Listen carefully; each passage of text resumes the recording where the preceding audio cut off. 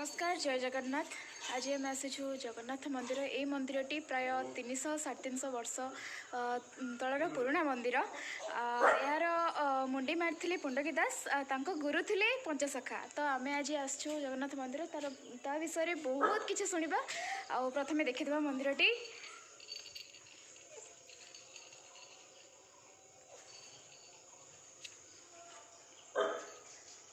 बाबा ये बस बाबा मंदिर विषय किसी शुणा कौन शुणव ये जगन्नाथ महाप्रभु। ये मठर नाम हूँ उत्तर वाहिनी जगन्नाथ मठ। ये उत्तर वाहिनी जगन्नाथ मठ उत्तर वाहिनी कहले दी प्रकार बुझा जाए। कौन ना बैतरणी नदी उत्तर को बही ये मठर नाम उत्तर वाहिनी। आउ एठी जो दारू ब्रह्म अच्छा दारू ब्रह्म को तुम्हें जहाँ पचार सी सत कथा ही उत्तर दियंती सब बेले आ सब बेले उत्तर देउथिबारु एक प्रकार ये भी नाम रखागला उत्तर वाहिनी। यार मुख्यतः हूँ कौन ये तमाला गछ। ये तमाला गछ मंदिर हबार जी दिन तमाला गछ भी से दिन। तमाला गछ कौटी रुहति ना जो राधाकृष्ण प्रेम थाए से ही तमाला गछ हुए। आउ एत व्यतीत कौटी हुए ना। आउ कौन जानापी चाहूच कह। मत छोटे कौन जानची जहाँ शुणुची बहुत बढ़िया लगे। मंदिर को आसिले आम प्राय ये आसिक बहुत सारा वीडियोस बनईचु। आपण मैंने भी जदि भी आम भद्र देखु एबे संध्या हो संध्या समय बाबा बर्तमान संध्या देवे किंतु कुकुर गोटे पूरा बाबा को दौड़ी पूरा बाबा बहुत दुष्ट हो मंदिर ना दो दिन घर भीतर पूरे बाडेनी होगेनी मुक्ति दिन एकदम से दिन रही खोला है बेलू भी कौटी जीवन। वर्तमान संध्या आरती आरती देखा तापर आम घर को पलैबू।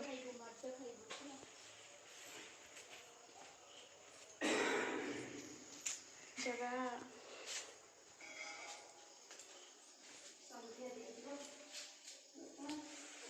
बहुत आनंद।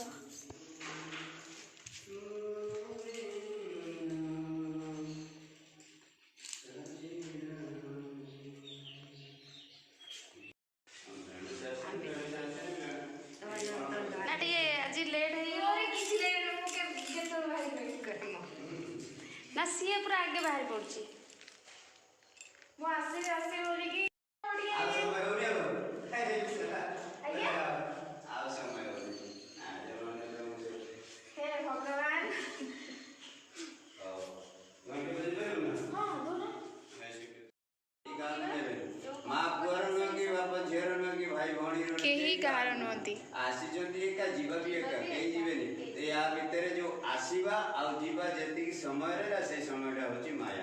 आसीबा होची सत्य जीवा होची सत्य। जन्म मृत्यु दुनिया रे होची सही गोटी होची सत्य न आउ सब मिथ्या। आउ सब मिथ्या जगत रे जा देखु सब मिथ्या। हमर ए शरीर भीतर आमे कहउचंती सात ताल पाताल हम कहउचंती ना। ए शरीर भीतर सात ताल पाताल अछि। ए शरीर भीतर 14 ब्रह्मांड अछि। ए शरीर भीतर त्रिभुवन अछि। एठु तळु गेले गोटे भुवन एठु एति गेले गोटे भुवन एठु एति गेले गोटे भुवन। ये हेले ऊपर हेले शिव भगवान बुझी पारे न रहिबे से त्रिनेत्र वाला से स्वर्ग। ये होची स्वर्ग ये होची मर्त्य ये होची पाताल। कमल तळु रहले ये पाताल कमल कंठ पर्यंत रहले मर्त्य और ये पेटी रहले स्वर्ग। ये होची ये होची 3 ये होची 4 ये होची 7 7 4 11 3 14 भुवन एठी है ना 3 भुवन एठी है ना सब एठी अछि।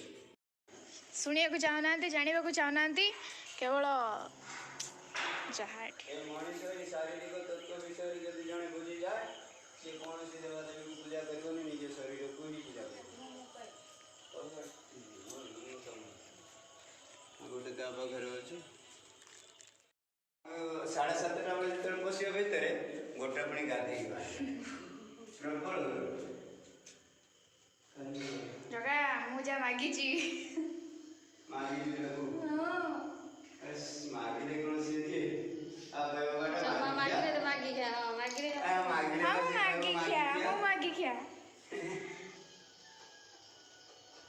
मागिले कहबो मागी खाउछु दे मतलब कौन गोटे जाची की देले देव सर जाची खिया